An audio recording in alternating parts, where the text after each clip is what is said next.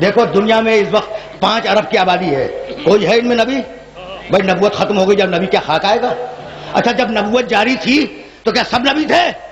نہیں، اللہ نے ساری انسانی مخلوق میں سے منتخب کیا ہے 1,24,000 نبیوں کو۔ بھائی یہی تو ہے، سب تو نبی نہیں بنائے، تو ساری انسانیت میں سے کتنے منتخب کیے؟ 1,24,000 نبی، اور ان 1,24,000 نبیوں میں سے اللہ نے منتخب کیے 313 رسول جو ہدایت کریں، پیغام پہنچائیں، اور ان 313 رسولوں میں سے اللہ نے منتخب کیے 5 اولو العزم، نوح، ابراہیم، موسیٰ، عیسیٰ، محمد رسول اللہ۔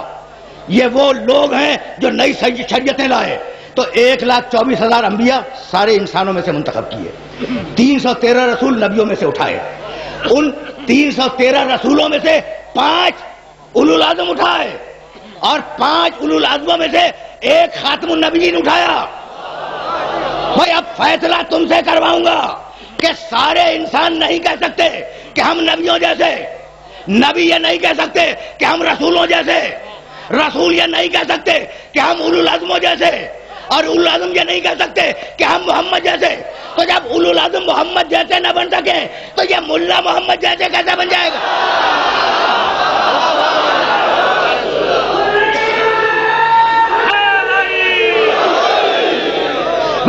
ملا کا عقیدہ اور ہے، قرآن کا عقیدہ اور ہے۔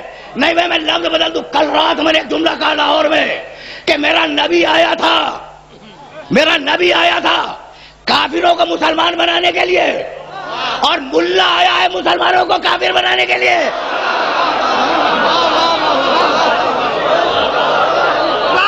پہچانو پہچانو۔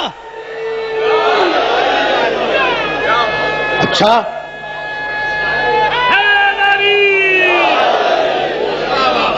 بھائی بہت توجہ رہے، بہت توجہ رہے۔ عجیب مرحلہ فکر ہے۔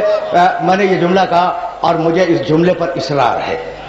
میں اپنے جملے کو عین منشائے قرآن کے مطابق سمجھتا ہوں کہ اولو العزم پیغمبروں کی ہمت نہیں ہے، ہمت نہیں ہے اولو العزم پیغمبروں کی کہ میرے محمد کا مقابلہ کر سکے۔ کلمہ پڑھتے ہیں محمد رسول اللہ اور بحث کرتے ہیں معصوم تھا معصوم نہیں تھا۔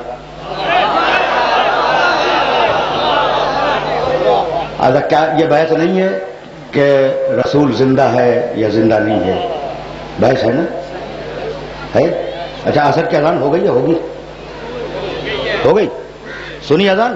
اشہد ان محمدن رسول اللہ۔ وہ مؤذن اللہ اسے زندہ رکھے، مؤذن کیا کہہ رہا ہے کہ اشہد ان محمدن رسول اللہ، میں گواہی دیتا ہوں کہ محمد اللہ کے رسول تھے لیکن انتقال فرما گئے ہیں۔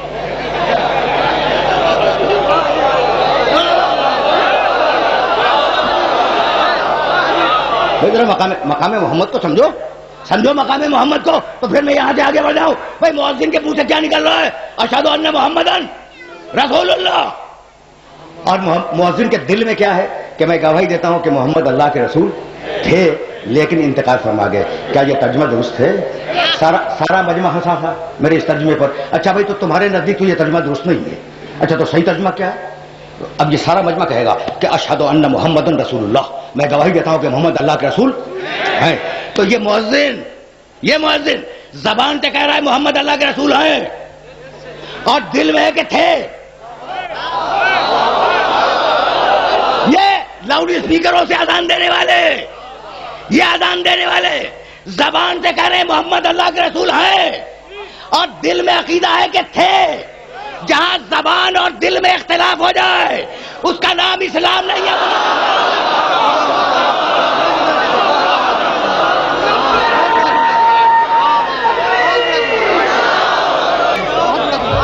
کیا اب بھی حیات رسول پر کسی دلیل کی ضرورت ہے؟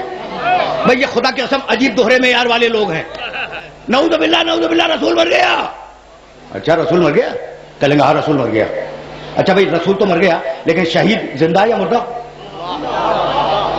رکوں گا نہیں، میں تو آگے بڑھنا چاہ رہا ہوں، اور پھر حضرت ابراہیم علیہ السلام کی آیت تک جاؤں گا۔ لیکن یہ جو نوجوان دوست دائیں بائیں بیٹھے ہوئے نا، ان کے چہرے میں دیکھ رہا ہوں، تو فیصلہ ہو جائے، ہر گلی کوچے میں فیصلہ ہو جائے کہ رسول زندہ یا رسول مردہ، فیصلہ ہو جائے۔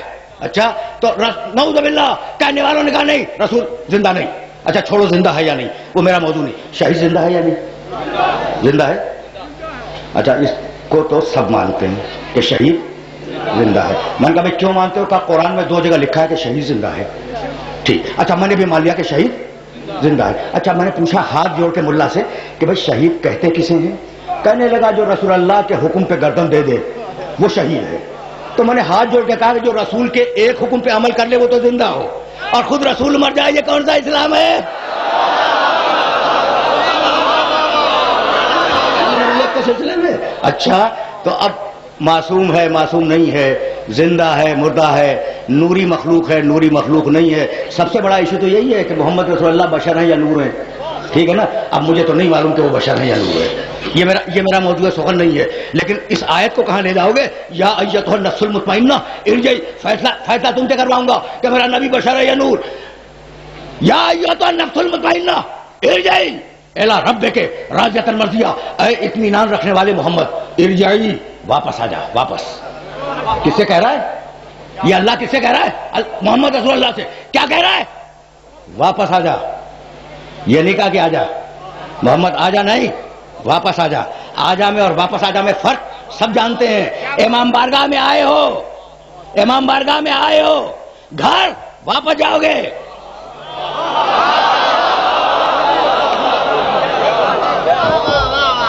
امام بارگاہ میں آئے ہو، امام بارگاہ میں واپس نہیں آئے. امام بارگاہ میں آئے ہو، گھر جاؤ گے واپس جاؤ گے. اللہ نے پیغمبر سے یہ نہیں کہا کہ حبیب تو آ جا. نہیں آ جا نہیں، واپس آ جا. یہ واپس بتلا رہا ہے کہ محمد کا گھر زمین پہ نہیں ہے. یہ واپس بتلا رہا ہے کہ میرے نبی کا گھر زمین پہ نہیں ہے، اس کا وطن ہے عرش الہی. تو اب بیعت نہ کرو کہ وہ خاکی تھا یا نوری. بھائی وہ عرش کا رہنے والا ہے. اگر بات خاک ہوگی تو خاکی ہوگا، اگر بات نور ہوگا تو نوری ہوگا. سمجھ رہے ہو؟ بھائی سنتے جاؤ. چاہ رہا ہوں کہ آج مقام ختم نبوت سے روشناس کرا دوں. تو میرے ساتھ آہستہ آہستہ چلتے رہنا. اذان کی آواز آ رہی، عصر کی اذان، اذان کی آواز کا احترام دے.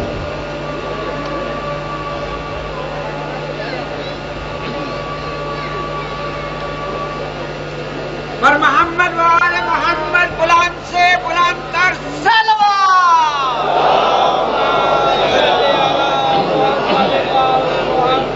بھائی اذان کا فلسفہ بھی ذہن میں رکھنا. اب وہ کسی بھی فرقے کی اذان ہو، وہ ایک ہی قسم کے ذرا سا کہیں اضافہ ہو گیا، کوئی کمی ہو گئی. شروع میں کیا ہے؟ اللہ اکبر 4 مرتبہ، پھر اشہد ان لا الہ الا اللہ 2 مرتبہ، پھر اشہد ان محمد رسول اللہ. ٹھیک ہے نا. تو پہلے اللہ کی بڑائی کا اعلان، پھر خدا کی توحید کا اعلان، پھر محمد کی رسالت کا اعلان، پھر حی علی الصلاۃ نماز کے لیے آؤ، حی علی الفلاح نماز کے لیے آؤ. بھائی یہ ٹھیک ہے نا، خیر عمل کے لیے آؤ. بھائی یہی ہے. اور پھر اس کے بعد اللہ اکبر اللہ کی بڑائی کا اعلان، اور پھر اس کے بعد لا الہ الا اللہ توحید کا اعلان. تو اذان میں عقیدہ شروع میں ہے، عقیدہ آخر میں ہے، اور بیچ میں عمل ہے. تو بتلا دیا کہ جب تک عقیدہ صحیح نہ ہو تمہارا عمل ہم تک نہیں پہنچے گا. اگر غلط عقیدے سے آ گئے تو عمل کو اٹھا کے منہ پہ پھینک دیں گے.